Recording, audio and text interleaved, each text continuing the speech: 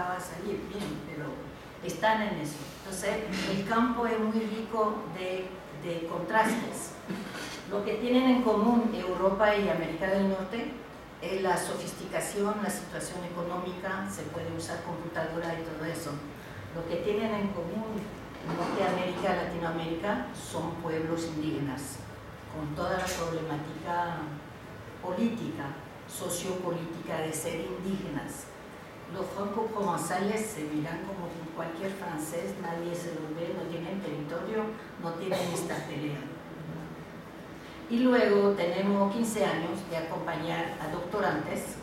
Nuestros doctorantes es lo que vienen a visitar los colegas, y ahí de Latinoamérica tenemos experiencia con México, bueno, ya muchas lenguas, Nicaragua, Costa Rica, Venezuela, Colombia, Bolivia. O sea que hemos asesorado lingüistas que van al campo a trabajar en lenguas en peligro en todos estos países. Para decir que sí, tengo una experiencia latinoamericana y sí que siento como que la problemática es diferente en Latinoamérica que en Norteamérica o que en Europa, en el mundo académico también. Entonces, este perfil sociolingüístico, esta palabra, esta expresión se usa por varias personas, ¿no? Es una cosa que flota por ahí. Yo la quiero usar, entonces le voy a decir para qué la voy a usar. La quiero usar, o la queremos usar, para hablar de una lengua. Es el perfil de una lengua. Estamos mirando una lengua, porque hay escritos que hablan de perfil sociolingüístico de un país. Hay otros que hablan, hay estudios del perfil sociolingüístico de familias de inmigrantes. O sea, dentro de una familia, que quién usa qué lengua, cuándo, dónde. Hay otro que hablan de perfil sociolingüístico de un hablante, ¿vale? Nosotros vamos a seguir el cuento de una lengua. Esta lengua, ¿a qué se parece esta lengua? Si es que vamos a trabajar en esta lengua, ayudar a realizarse. De estas lenguas están amenazadas y nosotros muy amenazadas. ¿Okay? Entonces, en realidad no tengo práctica ni con el náhuatl, ni con el quiché. En Guatemala estaba con el poptija calteco, que ya es una de las pequeñas lenguas. En Nicaragua no estoy con misquito, estoy con el rama, ¿verdad? En Francia estamos con franco-provenzal, no estamos con bretón o basque. Entonces, donde estamos con pequeñas lenguas que se están despertando, se están reconociendo. Muy importante, el perfil es para una lengua dada, en un lugar preciso, en un momento dado. Lo que va para una comunidad rama no va para otra comunidad. O sea, no es que se puede decir el perfil de una lengua, el perfil de una lengua en un lugar donde nos instalamos a intentar hacer algo, en una fecha particular. Porque lo que pasó en el 1985 no tenía nada que ver con el 88, ni nada que ver con el 2000 ni 2009.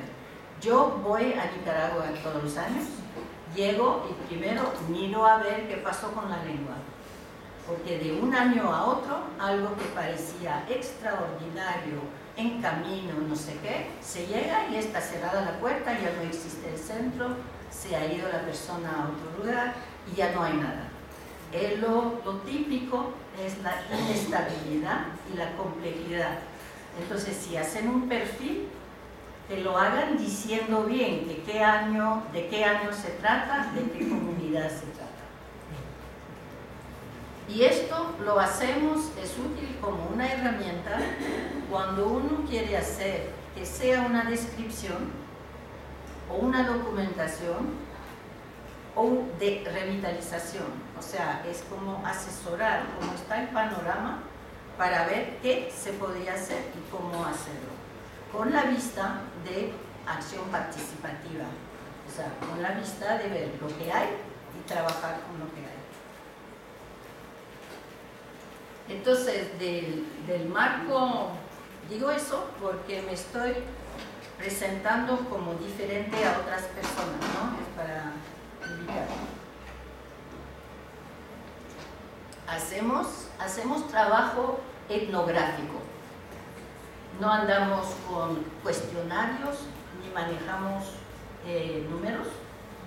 ¿Cómo van en cuestionario en King Creek de Nicaragua y qué números van a salir?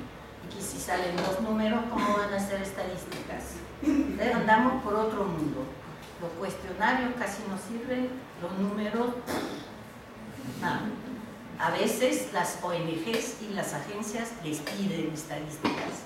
Pero nosotros estamos a lo largo tiempo etnográfico con hablantes, acompañando gente. Nuestro énfasis está en la complejidad e inestabilidad de las situaciones de lengua en peligro. Esto no quiere decir que no se puede hacer cosas, solo que hay que ir bailando y andando, y si no se va aquí, que se vaya a otra comunidad, hacer donde. O sea, flexible, compañeros, porque un gran programa bien armado puede armar y no viene nadie, porque Y lo que queremos hacer es aprender contrastando características compartidas. Michel Berg, que es muy francés, es un franco-franchute francés, muy de la región de allá, pero de familia franco-provenzal, tenía 20 años de ir allá. Y cuando empezamos a comparar notas, nos damos cuenta que teníamos los mismos perfiles de hablantes, el mismo problema.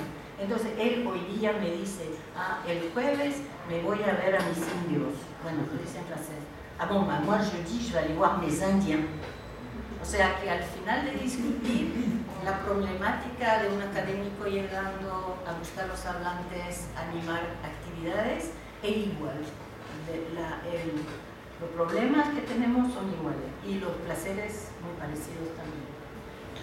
Entonces, contrastando lo que he compartido, que pueda ser útil, y también estando listo a ver las especificidades, ya vieron la palabra, muy marcadas. Cuidado, no apliquen un modelo de por aquí a este lugar, porque por una persona con cierta personalidad se le cambia todo el ambiente.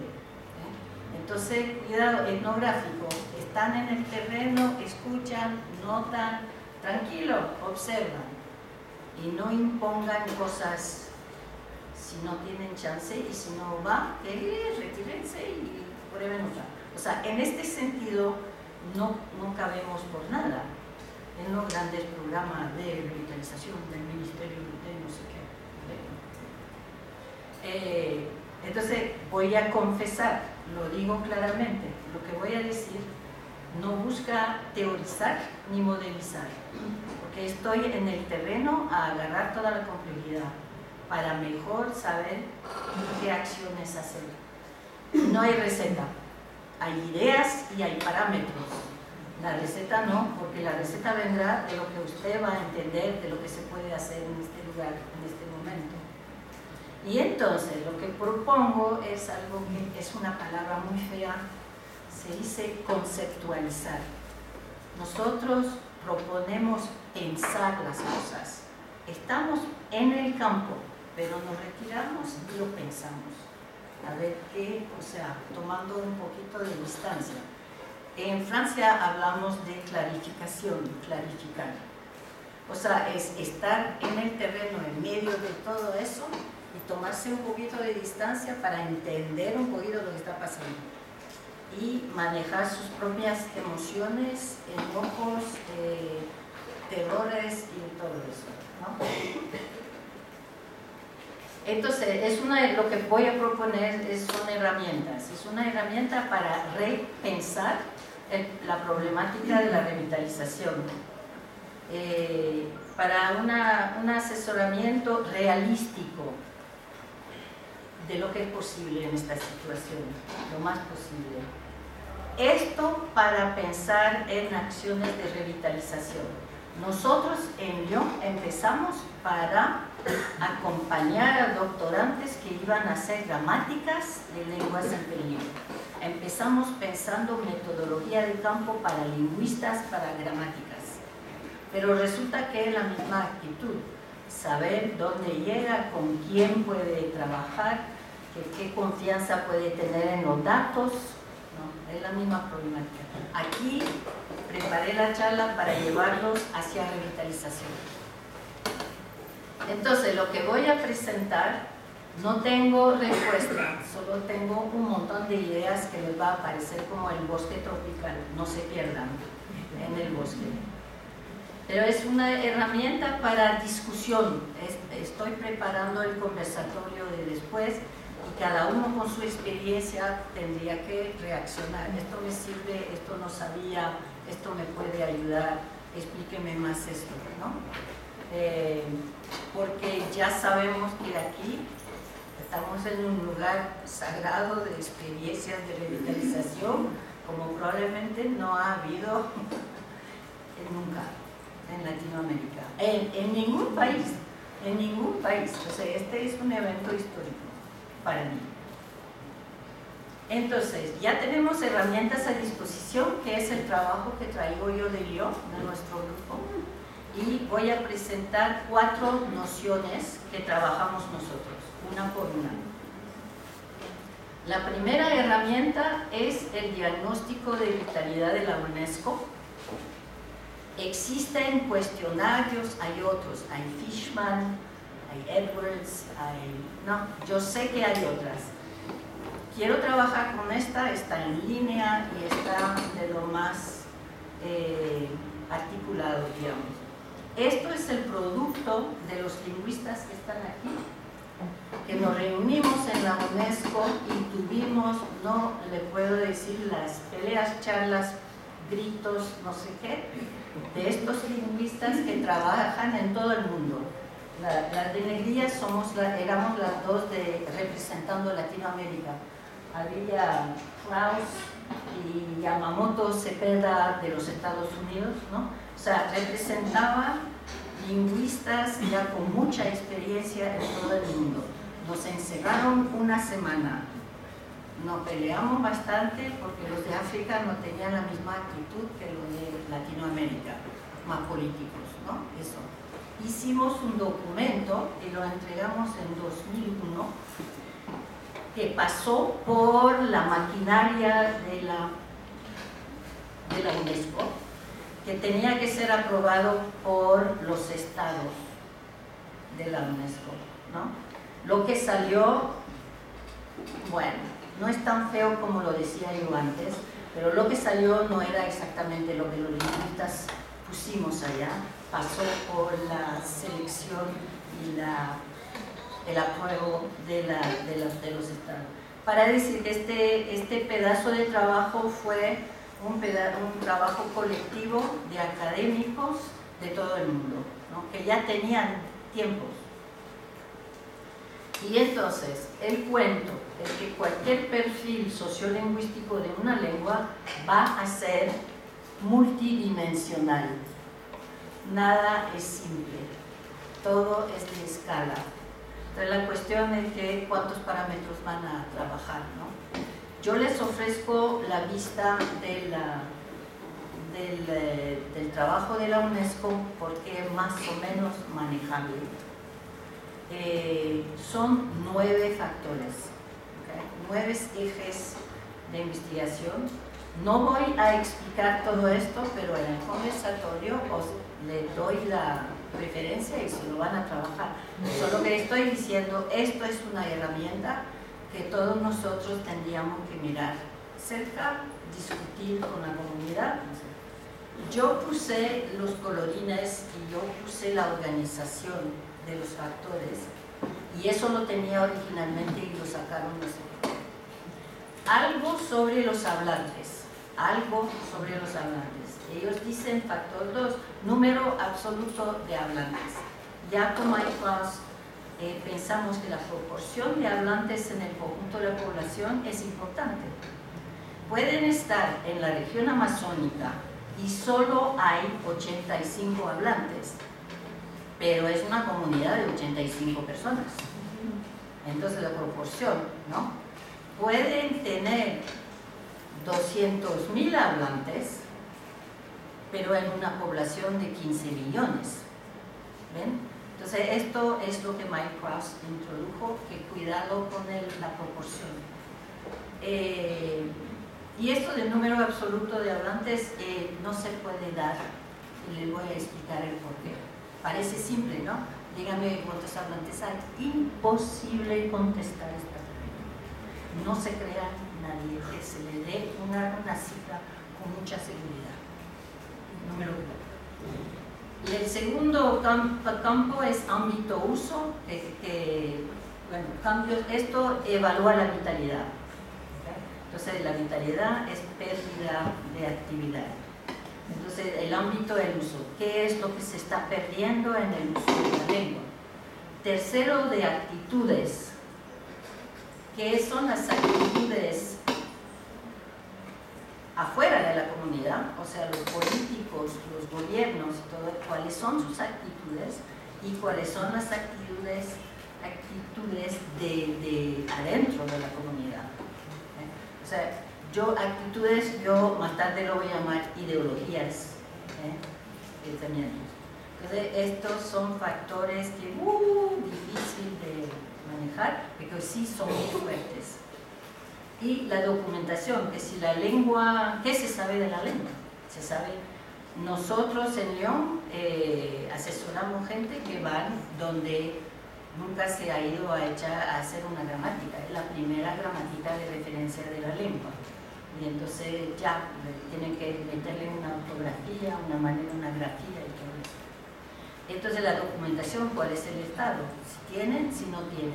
Franco-provençal, como el occitano, era una de estas lenguas grandes que tienen escritos, que tienen documentación. El Rama. Entonces, además de tener varios factores, para cada factor la UNESCO propone un grado de vitalidad. Y esto le gusta mucho a los de afuera porque ya empieza a verse un poquito científico, ¿no? Ya que ponemos números. Entonces, sí, vamos a intentar poner números, pero no se crean los números tampoco, ¿no? Entonces sí que es interesante ponerle número. Para cada factor proponen una escala de 6, contando el 0, ¿no?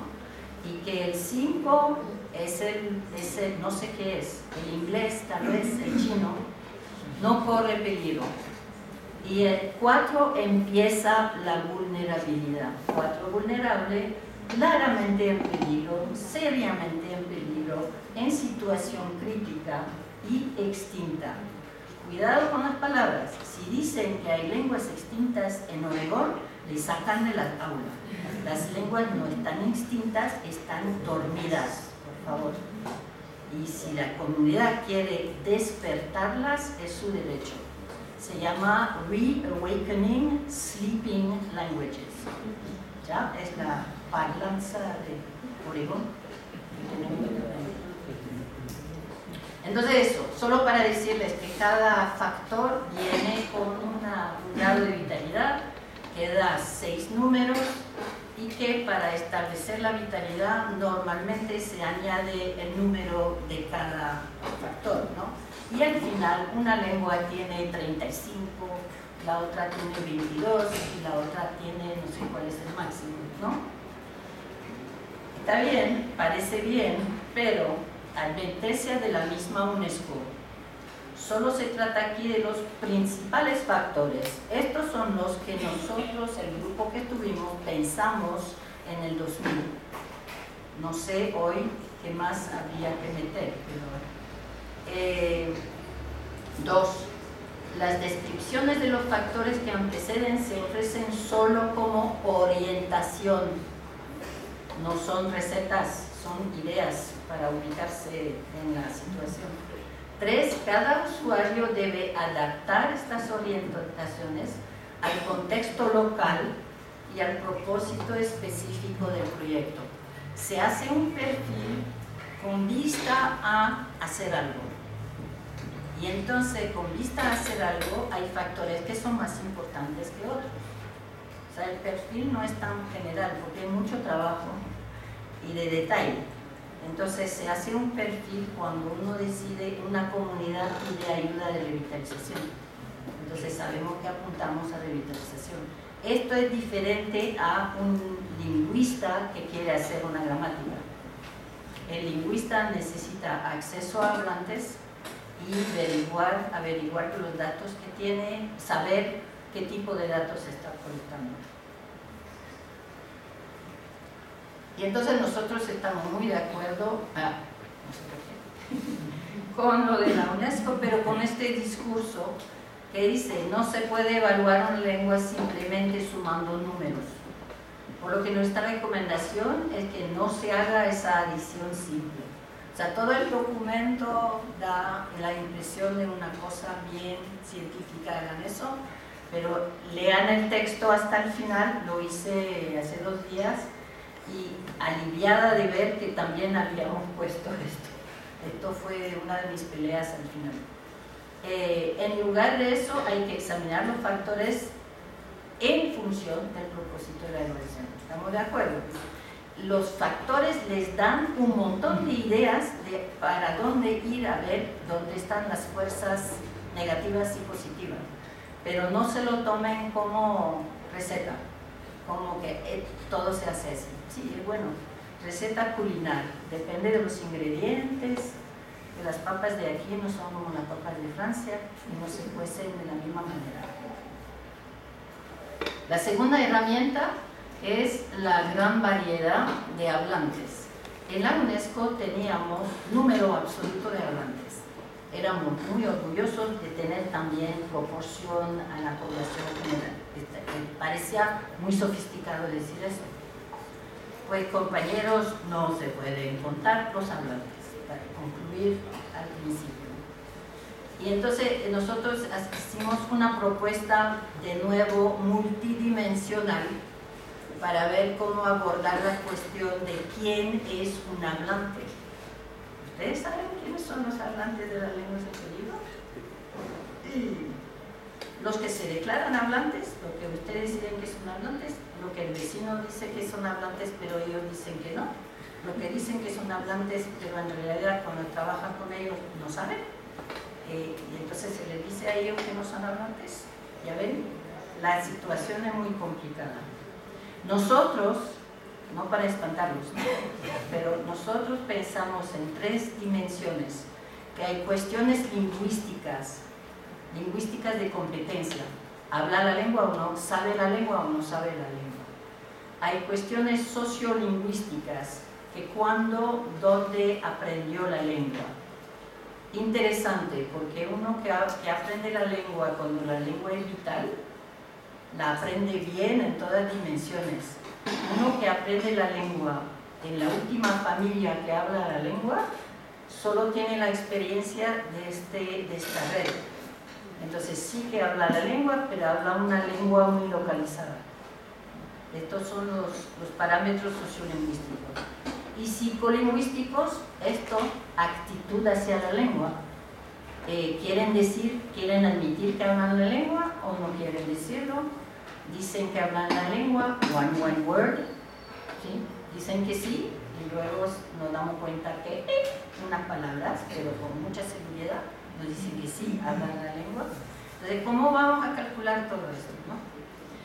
Y los parámetros es que para cada uno de lingüística hay 3. Y luego al final, que con qué intensidad pusimos nosotros. Esto fue un trabajo entre Michel Bert y los franco-provençal y yo con Lorama, solo intentando contar nuestros hablantes. Bueno, él me decía, quedan muy pocos hablantes del franco-provençal, solo hay como 120.000. Bueno, a mí me decían que quedaban 3. Pero a pesar de esto, los perfiles de los hablantes eran igualitos. Encontramos el mismo tipo de hablantes en Francia y en el país llamado. Esto no intenten ni estudiarlo, no sé, para decirle que lo tenemos, ¿no? Que allí hay una manera de psicolingüístico, dice, autoevaluación. Uno propio puede decir que no lo sabe y en realidad lo sabe. Y inseguridad lingüística, esto, dice que no lo sabe. Con esto hicimos perfiles de hablantes. O sea que entre Michelle y yo empezamos a llamar a los hablantes de ciertas maneras. Ah, y viste el ghost speaker. Ah, este es un semihablante. Y allí entra un problema de terminología que, compañeros, ni quiero empezar aquí. La persona que empezó todo eso se llama Nancy Dorian, ¿verdad? Y los principales términos vienen de ella. Fueron inventados en inglés.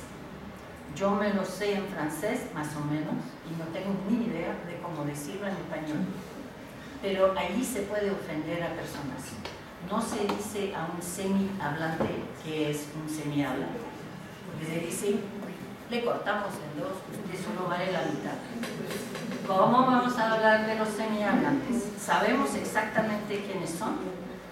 Son los que lo han aprendido de segunda lengua, que pueden ser hablantes fluidos, pero que no lo han aprendido de chiquito como su lengua, ¿no? Y hay, entonces, native, traditional, bueno, son los que los lingüistas normalmente buscan, ¿no? Generalmente se esconden. Muy generalmente no quieren ver a lingüistas, hay excepciones, pero son los mejor hablantes, se corren en la selva cuando ven llegar una persona blanca.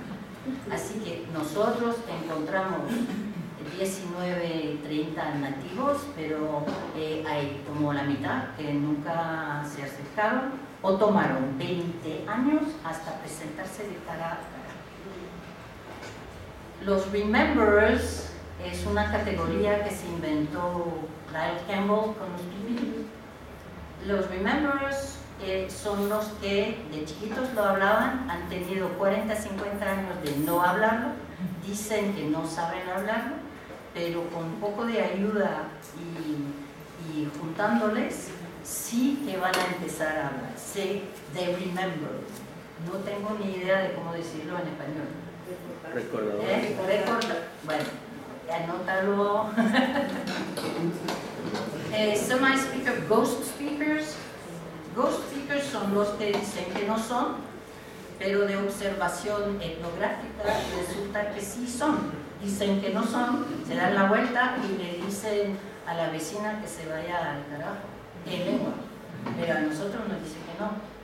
Una señora franco-provençal que por años dijo a Michelle que no sabía nada, pero insistía en estar en la cocina mientras él entrevistaba al hombre que decía que hablaba. El hombre no podía conjugar verbos. Entonces, bueno, decía lo que podía, ¿no? Y la señora de espalda, corrigiendo lo que decía el hombre. Esto lo llamamos ghost, o sea, andar por ahí. Pero, y Dorian nos vio también. Entonces, ¿no? Neohablantes, nuevohablantes y los últimos hablantes, que es una categoría famosísima. Conocen el cuento del último hablante, ¿verdad? Y las televisiones y los documentales les gusta mucho el último hablante. Se le saca una película, es el último hablante. ¿Se han dado cuenta? Bueno, no se dan cuenta, pero en el campo, cuando se muere el último hablante, surge el próximo último hablante. El último hablante es una categoría social, es una categoría de prestigio, es una categoría de pasar por la televisión. Entonces, estos últimos hablantes generalmente tienen interés en decir que no hay nadie más. Pero entonces hubo el artículo de Evans, ¿no? The last speaker is dead, long live the last speaker. Son reyes y hay herencia atrás. Esto pasa con lo de Miss Nora de Rama. Entonces, es una categoría que no tiene que ver, cruza las demás. Bueno, y para complicar todo eso, dinámicas, porque se puede perder la lengua, obsolescencia, ¿no? Se puede olvidar la lengua. Entonces, uno que era buen hablante puede salir de remember más tarde, ¿no? Pero al revés, uno puede adquirir la lengua. Entonces uno que no era hablante se puede meter neohablante